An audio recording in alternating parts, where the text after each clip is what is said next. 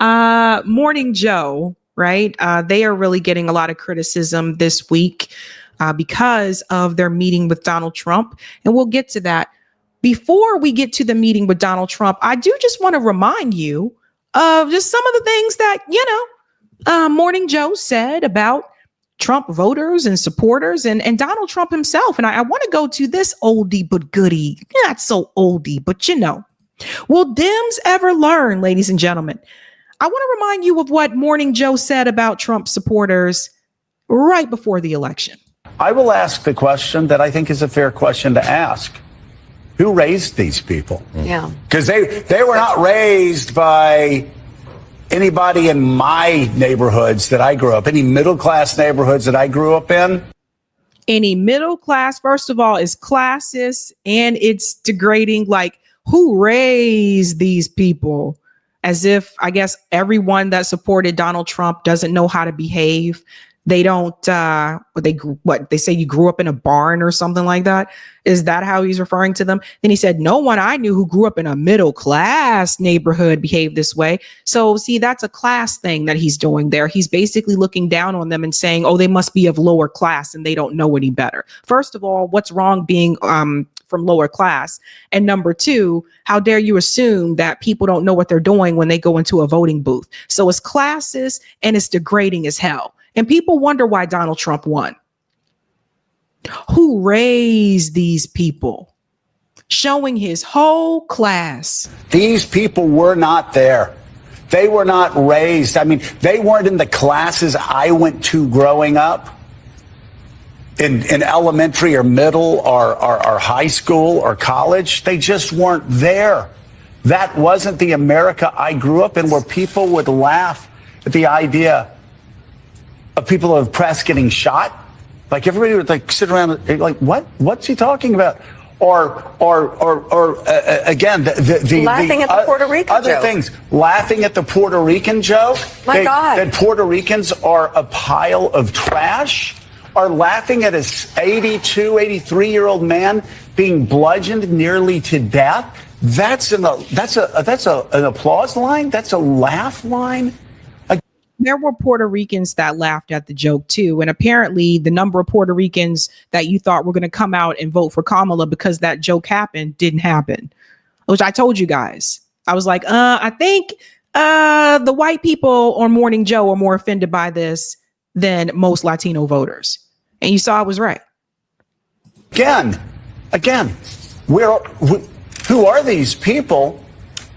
Where are they coming from? And who raised them, and how did Donald Trump twist their point of view so much in 9 years that the brutalization of an 83-year-old man is something to laugh about, or the shooting of press members is an applause line? Yeah, Who raised these people? Where did these people come from? Years when Trump suggested the press should be shot. And my friend, the legendary photographer at the AP, Evan Vucci, who's traveling with the Trump campaign here, says that as each rally goes on, particularly last night in Georgia, the threats from the crowd to the press, they're there in the arena, only growing. They're really concerned there about the security situation. And that. So he comes in to change the topic because he's even really starting to realize like what he's saying could be problematic. That's how they spoke about Trump voters. Here's how they spoke about Donald Trump. Just to remind you, because we are going to call names tonight. As Trump's fascism is the lead story every day, his cozying up to dictators, his obsession with Hitler that has now come out, what he has said about our veterans, and what he wants to do with the military against his political adversaries. It's all huge news. There goes the Hitler comment. Everybody remember that? They were telling people that Donald Trump was obsessed with Hitler. This is the future that we're looking at in the next Trump term, if there is one. But this is what voters know right now, that he is killing us. I'm talking about us women. He's killing us. He is putting us at risk. He is making us afraid to have babies. He is putting our reproductive health at risk. And some women have died already because of this. So then what do you say to the women who don't agree with Roe v. Wade staying at the national level. What do you say to those women, Mika? You know, words have meaning when you say, and again, I don't agree with the overturn of Roe v. Wade. I think it should have stayed the way that it was. But when you tell your audience that a political candidate is killing everyone, what do you think? Words have meaning. Words have meaning. And they said all these things about Donald Trump, and he still won anyway. We can see right now what's coming. These headlines and very good reporting, by the way, that shouldn't be questioned by idiots about what Trump has said about Hitler. That's incredibly important to know. But I do understand that people who are busy and that are people who are just tapping in may not be able to comprehend because we've been free.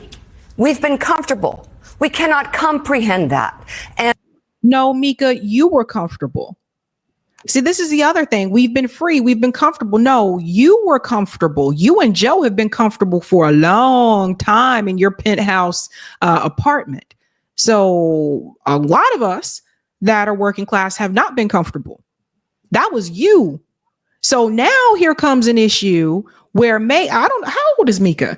But now here comes an issue where may not, depending on her age, impact her directly, but could impact people in her family, other women in her family directly, et cetera, or maybe has, now it's, oh no, we've been free. We've been comfortable.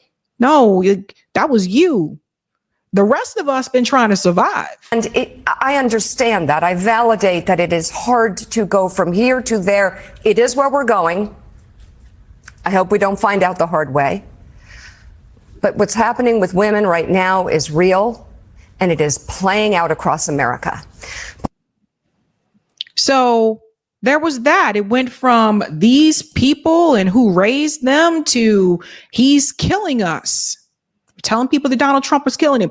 Well, after listening to that, and those are just a few clips, you may wonder why now, all of a sudden, they are changing their tune. I'm going to play this new clip from Mika and Joe, and I'm going to tell you what I think is really going on and why they are changing their tune about President, soon to be new President Donald Trump. Over the past week, Joe and I have heard from so many people, from political leaders to regular citizens, deeply dismayed by several of President-elect Trump's cabinet selections, and they are scared. Last Thursday, we expressed our own concerns on this broadcast and even said we would appreciate the opportunity to speak with the president-elect himself. On Friday, we were given the opportunity to do just that. Joe and I went to Mar-a-Lago to meet personally with President-elect Trump. It was the first time we have seen him in 7 years. Pause. Now, you said you would speak to Donald Trump if given the opportunity. Let me ask you guys a question. You had to go all the way to Florida to do that? You couldn't just pick up the phone and talk to Donald Trump on the phone? What about a Zoom call? If you wanted to see him, wanted to see his face, you could do Zoom. I think Trump probably knows how to work Zoom, or somebody on his team probably knows how to do it, right? So think about those things. You hopped on a plane and went all the way to Mar-a-Lago. Now, that makes you wonder about the relationship that Mika and Joe have had with President Donald Trump in the past. You see, Mika and Joe weren't always mad at Trump. Back in the day, they used to be tight. They were like this. They loved Donald Trump. That's what I was saying before. All these people who loved Donald Trump before he became president, like all of a sudden they try to distance themselves. No, you can look it up and see videos and pictures of Mika and Joe with Trump. They were a part of the same team. They loved them some Trump until he became president. Because I don't know about you. Nobody else is getting able to just, I want to talk to Donald Trump and we can just hop on a plane and go to Mar-a-Lago. No, he's doing that with people that he had a relationship with. So that tells you something about Mika and Joe. Now, we talked about a lot of issues, including abortion, mass deportation, threats of political retribution against political opponents, and media outlets. We talked about that a good bit. And it's going to come as no surprise to anybody who watches this show, has watched it over the past year or over the past decade, that we didn't see eye to eye on a lot of issues. No, you didn't. I mean, you called the voters. You said the voters are who raised these people. You know, I mean, you guys were calling Donald Trump Hitler. So I guess the question that I have to ask is, you went and hung out with him in Mar-a-Lago. Who raised you? Are you guys Hitler too? What does that say about you? If you're having the conversations with Donald Trump in person at Mar-a-Lago at his spot, it's not like you met on Zoom. So what does that say about you? No, you don't get no type of rebirth from me, because the reality is you guys have sat there for years. For years, you guys got so insane with your rhetoric. Then when someone tried to shoot at Trump, it was like, oh, we don't want anybody to go out and physically harm him. You guys have called him every single thing in the book. You have criticized and demeaned Trump supporters. And now everybody's supposed to forget about everything that Joe and Mika said because they went and hung out with him in Mar-a-Lago. So people aren't Hitler no more. Corporate media. And we told him so. What we did agree on was to restart communications. My father often spoke with world leaders with whom he and the United States profoundly disagreed. That's a task shared by reporters and commentators alike. We had not. So why weren't you doing that before?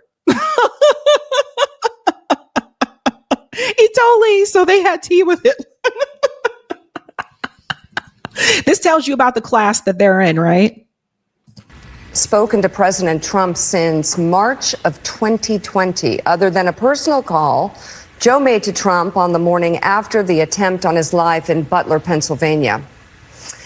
In this meeting, President Trump was cheerful. He was upbeat. He seemed interested in finding common ground with Democrats on some of the most divisive issues. Wait a minute. So he went from being Hitler to upbeat?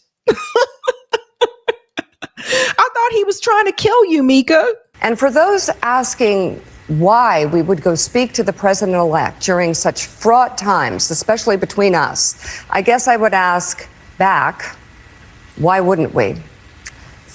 Because you told everybody he was Hitler and you said he was trying to kill you. I mean, guys, can I ask you, would you go see someone who's trying to kill you? I mean, what? Oh, God. People are handing it to Joe and Mika, by the way. They are handing them their ass. If you look on YouTube, everybody is criticizing them. 5 years of political warfare has deeply divided Washington and the country. We have been as clear as we know how in expressing our deep concerns about President Trump's actions and words in the coarsening of public debate. But for nearly 80 million Americans, election denialism, public trials, and January 6th were not as important as the issues that moved them to send Donald Trump back to the White House with them. Duh. We've been telling you that. Independent media has been saying that. The average American is not thinking about January 6th. If you were to go to the hood today and you ask them, hey, man, what you think about January 6th? We're like, I don't know. Shit. Have we made it to January 1st yet?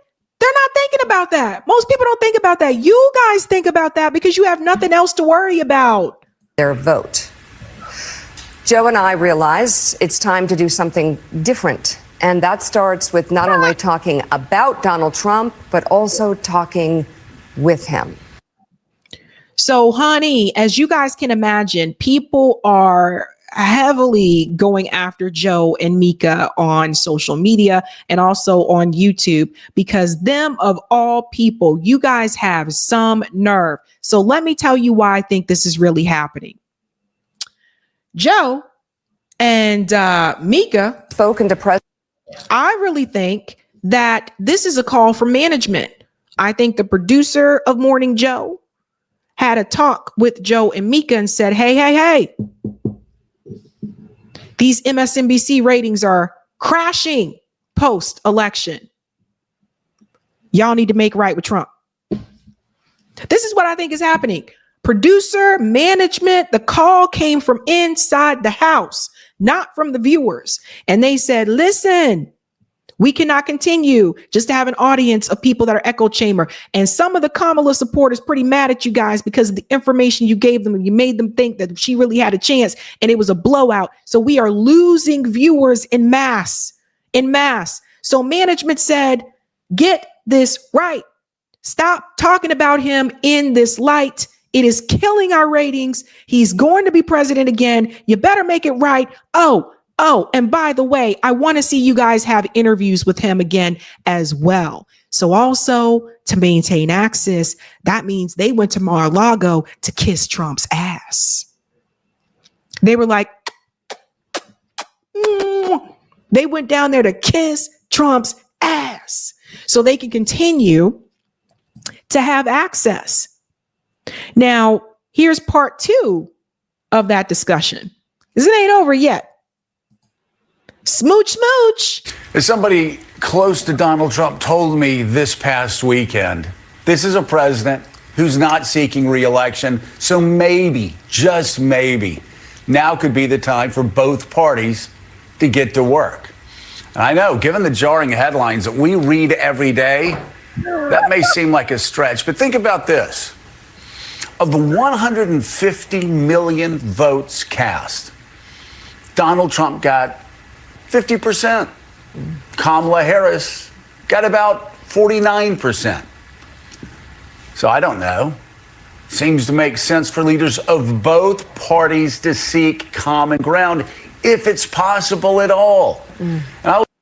This is crazy, right? I know you guys listening to this, you're like, this is ridiculous coming from them. I'll tell you, a lot of Democratic leaders we've talked to this past week since the election have told Mika and me it's time for a new approach. And when I say top Democrats, I mean top Democrats.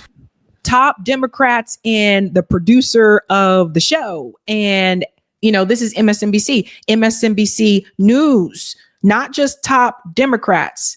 So somebody pulled you aside and said, look, this ain't working. I mean, it's just, you guys have some nerve. First of all, you got Mika here, right? Who has done a very good job of making sure that she has absolutely no wrinkles on her face. I don't know how she did it, but Mika got that face together, girl. Okay, you got it together. Then you got Joe, who I've always said looks like a thumb. Joe always reminds me of a finger, like, you know, like, nah. And they sat there for years pointing their finger at other people, shaming other people. So divisive. Here's the thing. People said Trump was divisive. People said the left was divisive. Nobody was more divisive than corporate media.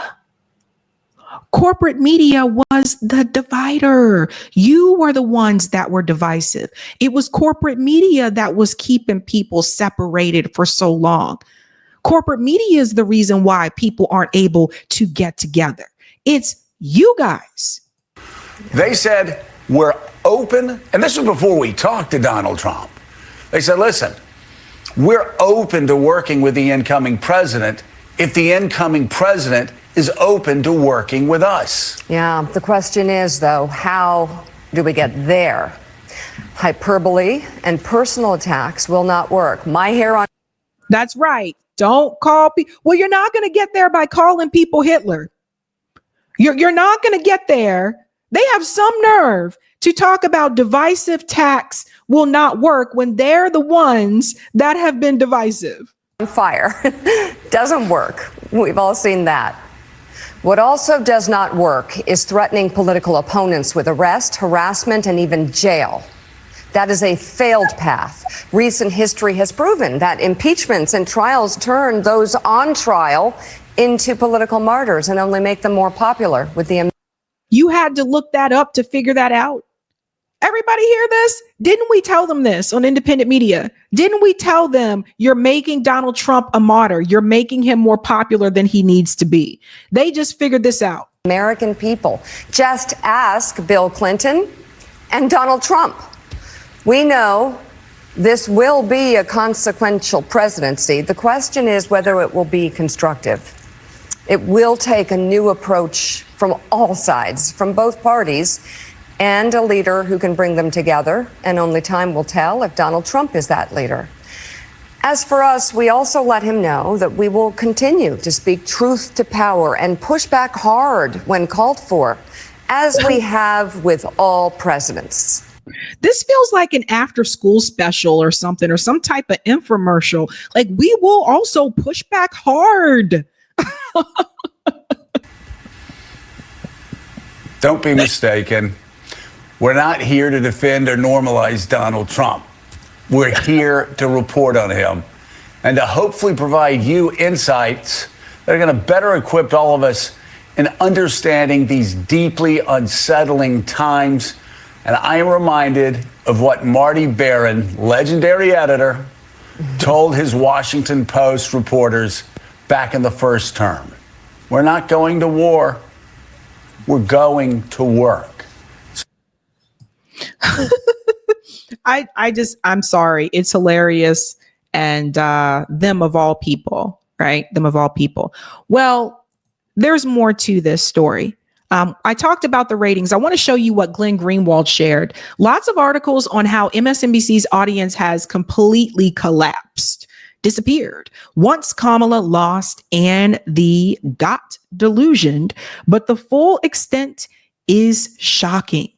Their primetime shows can't even get 75,000 people watching in the key demo, 18 to 54. Weekend shows don't even get 30K. And look, we'll look at some of the ones that are more popular, like Melber, 66, Reed, 76, Hayes, 77, Wagner, 53, The Last Word, 53, Roulette, 62. And then when we go over to MSNBC Reports, 13, Al Sharpton, 33, K-Part, 27, Iman, 23. And then for whatever reason, the 8 o'clock one, they have no numbers for that. Melber, 26, Iman, 26, and Roulette, 23. So the ratings have hit them. And, they got to have those ratings. They got to make that money. But here's the funny part. So The View decided to discuss Mika and Joe's newfound appreciation and ability to want to work with Donald Trump. And they're not having it. They're not having it. Listen to this. Look, there is a sobering reality, right? Which is that we have, in 2016, I think people voted for the unknown and voted thinking maybe the gravitas of the office was going to change him. It didn't. In 2024, people voted knowing who he was. And nothing that he is doing, as concerning as I find it and disturbing as I find it, should be shocking, because he told us he was going to do these things. Yeah. He was surrounded by the people he's appointing, and he is keeping to his word. And people voted for him knowing that. And so it's hard. It's a sobering truth. It's hard to reconcile that with what we have been doing for the last 8 years. I just want to jump in here and just say the fact that people knew who he was and voted for him anyway in 2024, what does that tell you about the current administration, which Kamala Harris is a part of? I will never sit with him. I don't think I'm going to have to. I don't think I'm going to have to make the decision, because I don't think I'm ever going to get invited. And listen, the truth of the matter is, as we know around this table, that it is hard to criticize and denounce the abuses of power by Donald Trump when he is president. It's not hard for you guys to do that. You talk about that quite often on that show, actually. I would say that it's hard for the women of The View to criticize the Democratic Party. You guys sat up there and kissed Joe Biden's ass, regardless of what he did, right? You shamed anybody who was to the left of Joe Biden and said that we were ridiculous or too radical, etc. And Anna, let's be clear. You're not going to be sitting down having a conversation with Donald Trump because you're not even a regular cast member of that show, okay? You're a guest. You got a guest spot. She has a guest spot. She acting like she's a regular cast member. So no, you're not going to be sitting down anyway. So stop. We have been there before. Mm-hmm. It means threats. It means death threats. It means retribution against your family. It means crazy things showing up at your house. It means lawsuits. It means all sorts of things. We've done it before, and if we have to do it again, we will do so again. I think there's a lot of people who are probably... You said they made her permanent? I haven't seen her on here on every show. So if they made her permanent, holy smokes, yikes. Looking at what Joe and Mika did and find it opportunistic. There are people who change their stripes, or maybe their spots, I should say today, depending on who is in power and what benefits them. I don't know that that's what they are doing. And to me, it's a to be determined situation, because right now it's the transition. We don't know what he's going to do as president. We don't know what they're going to do if he commits abuses of power as. So if you don't know what he's going to do as president, why have you spent all this time telling people what he was going to do as president? President. So, you know, everybody has to live with their decision. Everybody has to look at themselves in the mirror. I'm good. I absolutely think it was the right decision. And I think it's good that they work on MSNBC. I don't want only Fox people going to see them. That was some of the problem here that I think everyone can agree, maybe even people that voted for Trump can agree, that the things they're watching on Fox are wrong. That's the only network that's had to pay billions of dollars because they got it wrong. So I don't want only Fox people sitting down with him. I want everyone. I don't need to know their motivation. I just know you get nowhere in silence. Conversations had to be had. I also don't believe in, like, we don't platform or we don't do these things. I feel like those are very pie in the sky. If you're not having conversations and winning on ideas, you're not moving anywhere. So to me, this is what the country decided. He's not calling me, but if he's not calling me either, to be clear. He doesn't know who I am. But if he did, I would absolutely. That's a good thing. I would absolutely sit down and always have a conversation, because I'm confident enough to sit at a table in contrast and disagree when I disagree. I'm not scared. I'm not afraid. You have the conversations or nothing happens. So that was Sarah's way of telling, I guess, kind of saying to Anna, like, maybe you're not confident enough to sit down and have those conversations. I don't know. But the reality is, if you're media, you're supposed to be open to having conversations with any side of the political aisle. And what has happened is MSNBC and CNN have become the more liberal networks, and Fox News has become a conservative network, when in reality, they should be nonpartisan and they should talk to people of different political ideologies. But that's not the way it is. So this whole, we want to bring people together and we want everyone to come together. A lot of times, to me, it seems like you just want people to come together that agree with your point of view. A number of people I hear say this: I want to bring people together. But then when I say, okay, well, let's get together with it. No, not those people, just people who agree with me. But media is supposed to, I mean, when I was growing up, the media was not supposed to be politically biased. The media, especially corporate media, it was supposed to be open to all different political ideologies, but it's not that way. So this is a big part of the problem. But like I said, this is really about the ratings. This is why Mika and Joe are taking that step. Now, here comes Sonny. Are you talking? Well, Okay. Look, the bottom line is that America needs a free press that is willing to speak truth to power right now, more than ever. And I think that we have to be very clear-eyed when we think about the president-elect and cover the president-elect. And I don't think you need to sit down for 90 minutes at Mar-a-Lago and kiss his ring to be able to speak truth and to be able to cover a story. So that's her throwing shade there at Mika and Joe. So this is Sonny saying that they are kissing the ring. And this is one part I do agree with Sonny on, is like, they didn't have to go to Mar-a-Lago to have that conversation. But again, what Sonny is leaving out of the conversation, what I told you, is that Mika and Joe, they were friends with Donald Trump. They were friends with him prior to his presidency. And then after that, they stopped speaking to him. So see, Sonny's not going to say that, but I can tell you that. maybe they're not journalists in the true sense. Maybe they're saying that they're opinion journalists. But we have to remember that Trump is the guy who ushered in the era of fake news. He is the guy who ushered in alternative facts. He is the guy who attacked 3 black female journalists.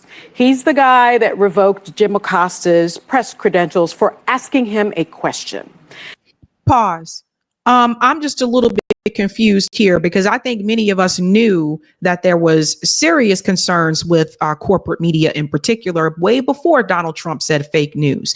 And he wouldn't have been able to even say that if you guys were telling the damn truth. How many times do I have to come on this show and fill in the lines that they leave out? How many times do I come onto the show and debunk what they're telling you because they're not even showing you any information? A lot of times they just get up there and they read a teleprompter. They're not doing any research. What do you mean when you say these journalists? Are these people actually journalists? Anderson Cooper is not a journalist. He sits at a desk and he reads a teleprompter. A lot of these people are not. I've been into some of those studios because I majored in broadcast journalism and we had reports. We had field reports where we went out into newsrooms. So I know how they do it. So what do you mean? I don't even call myself a journalist.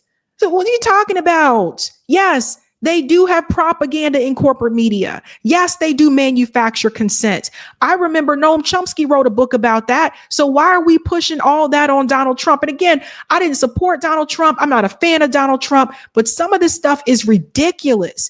Some things you can put on Donald Trump, but you can't blame him for every damn thing. That's just how I see it. Jesus Christ. And so I think that this president-elect, I hate to say it, would like nothing more than to have only Fox News cover him, would like nothing more than a state-sponsored media. And I don't think he can be trusted in the way that other presidents can be trusted. This is an aberration. But the reality is, hold up. He can't be trusted the way other presidents were trusted. You trusted these presidents? Bill Clinton was having an affair with a White House intern under people's noses or, under their noses as they claim they didn't know anything about this. It just talk about abuse of power. You trusted Bill?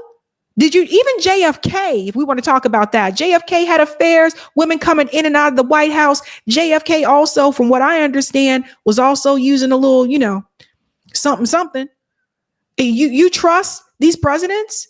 Barack Obama, who stood up there and pretended to drink dirty water in front of a room full of black people in Flint, Michigan, you trusted him too? So why are we pretending like Donald Trump is the only president that people are like, oh, I can't trust him? I ain't trust none of these fools. I didn't trust George W. Bush. I didn't trust Bill Clinton. I didn't trust Obama. I didn't trust Trump. I didn't trust Biden. I didn't trust any of these fools. Seems like to me, Sonny, you have a little bit more grace than I do.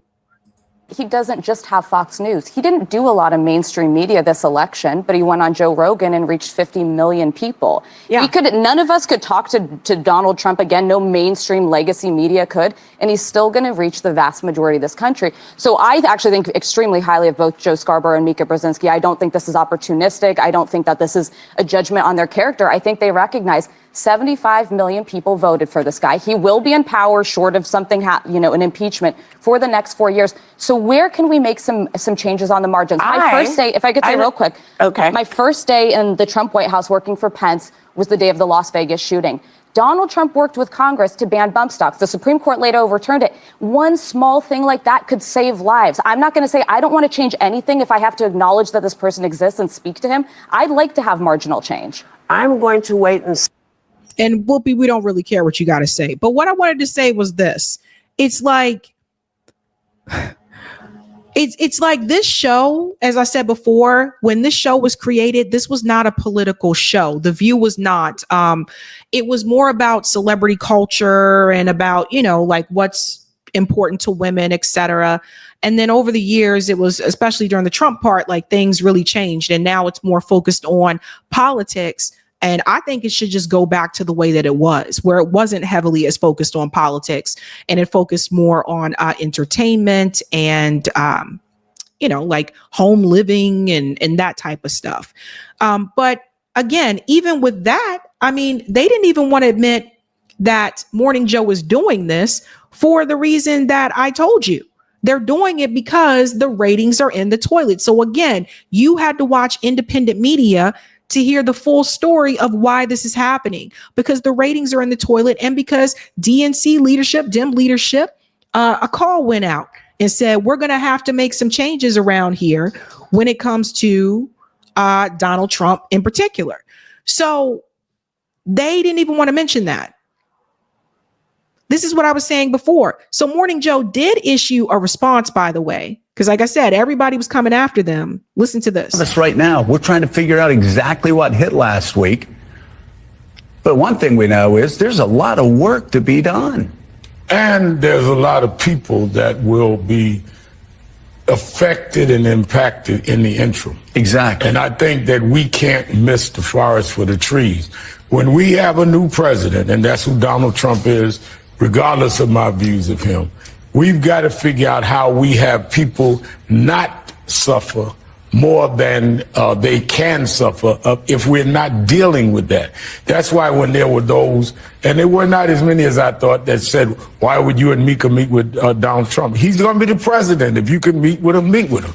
That, to me, is no different than when people said to me, why would Kamala Harris go talk to Brett Baer? So on one side, she can talk to Brett Baer, but on the other side, he shouldn't come on Morning Joe. I don't think we've got an equal judgment here, because I think all sides need to be talking to all sides. Now, that's not my role. Donald Trump called me after he won the first time. I wouldn't meet with him because I felt that it would be a photo op and he promoted wrongly, even though we should be discussing issues, and we have talked on the phone since then. But I know he's a promoter. If he had been born black, he'd have been Don King. That's what he does well. But I think that what we need to do is deal with the issues that's going to impact people. I would say, I hope in your conversations, we should ask Donald Trump. You talked about black men would be with you. Where's a black man being nominated by you for your cabinet? Has anyone noticed there's no black that has been nominated on his cabinet? That needs to be raised. Rather than who's talking, let's deal with what we're talking about. Well, yeah. So I just want to say, Al Sharpton, you can just go back to being an informant and snitching on people, right? Because I know you're trying to keep your check at MSNBC too. But the reality is people aren't upset because Donald Trump may go on to Morning Joe. People are upset because the host of Morning Joe, Mika and Joe, have spent all these years calling him names and calling his voters names and saying he wants to kill peace, killing people and all that kind of stuff. And now they're hanging out with him at Mar-a-Lago. That's what people are upset about. In other words, people see Mika and Joe for what they are. Fake. Say he's just a friend. Say he's just a friend. Oh, baby, you. And I will say also, I just want to say thank you, first of all, to everybody who was so kind last night, but also thank you. Willie, yesterday I saw for the first time what a massive disconnect there was between social media and the real world, because we were flooded with phone calls from people all day, literally around the world. Very positive, very supportive, going, understand what you do, et cetera, et cetera, et cetera. But once in a while, I would get a text or a call from someone and go, oh, man, I hope you're doing okay. And I call him back and I go, well, Eddie Glaude was one of them. I go, Eddie, are you on Twitter? And he goes, I am. I go, okay, well, I'm not. So we've had a good day. Mika just had a wonderful event, and it's fantastic. We're going to do all of us are going to do the best we can do, and we're all working towards a better America. Take it day by day. Day by day. Day by day. Is this Alcoholics Anonymous now? Are you taking it day by day? I don't know. Wow. Holy smokes. No, I mean, as media personalities, this is what you're supposed to do. Listen, I don't agree with everyone that comes on this show. Sometimes when I have guests on the show, people assume that I reached out. Sometimes they reach out to me. And I don't always agree with everything that they say when they come onto the show, but I feel like it would be wrong for me to only bring on people that I agree with everything. Also, that's an echo chamber, and who wants to live there? I don't even have a single friend that agrees with me on everything. I don't have a single relative that agrees with me on everything. Heck, my parents were just here the past weekend. I told you guys I took a couple of days off. They were just here the past weekend, and we had a debate about the dishwasher. So we don't agree with, we don't agree on everything. And I just think people have to get outside of those bubbles. And that's how you grow and you move forward, you know, as a community and as a people. And if you only attach yourself to the people who do agree with you on everything, you know, how are we growing and how are we learning? And I think we need to start asking those questions. Hey guys, this was a Sabby clip. If you like what you saw, hit that like button and subscribe.